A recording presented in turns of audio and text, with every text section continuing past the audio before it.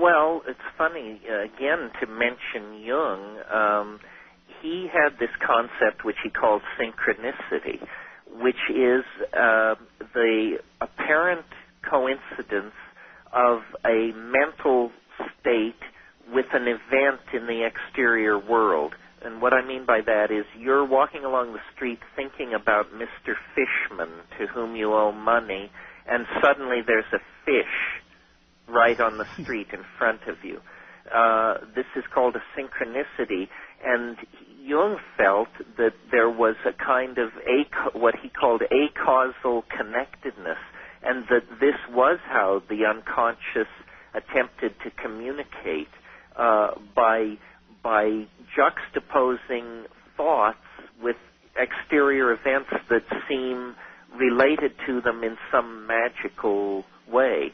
And if you're, sometimes synchronicities 1 or 2 a week, and we just sort of notice it and pass on, but they can build.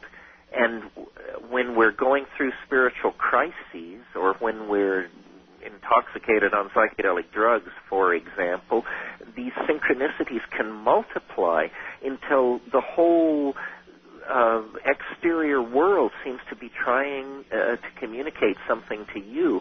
And it's alarming to ordinary psychiatrists because they call it delusions of grandeur. Mm. The patient thinks the world is trying to communicate with him.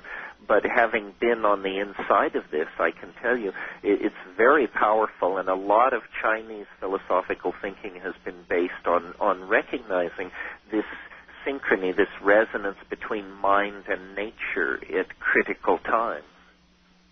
So as you see this fish reminding you of the man who owes you money, flopping on the ground, gasping and dying out of the water, do you take pleasure?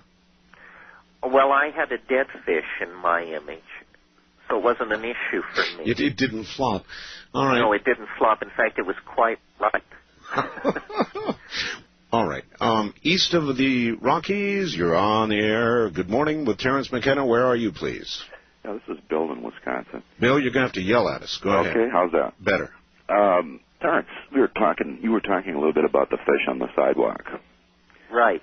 And I have had experience with LSD. I was a part of an experiment in 1970s or mid-70s, and we were allowed to inject 3 bottles of Sandoz LSD, 100 micrograms each at the same time, so 300 micrograms IV.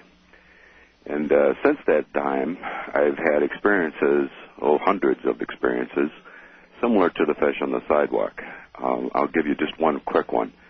And I want to take it one step further and ask you this question. On the way to the motor vehicle department, I borrowed $35 from my girlfriend to get my motorcycle back in the 70s. And I said, wouldn't it be something, to see an interesting plate come up? Well, it came up UIO 35.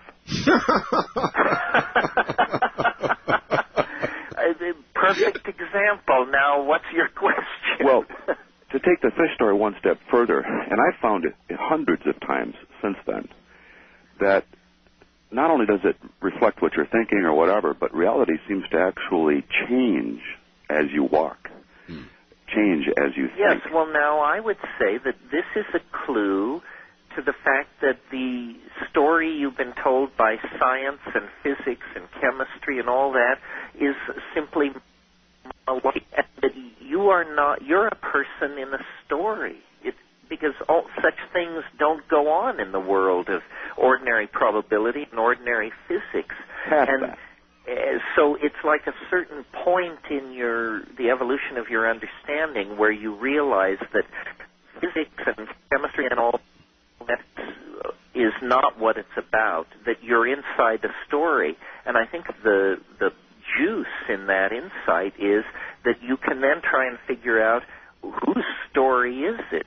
In other words, is it your story, or do you exist in this story to open the door for somebody on page 220, and is that it?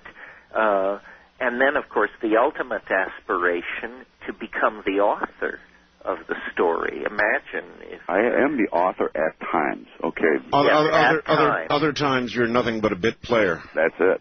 That's right, and the trick is to get some handle on those moments when you are the author. I've been working at it. All right.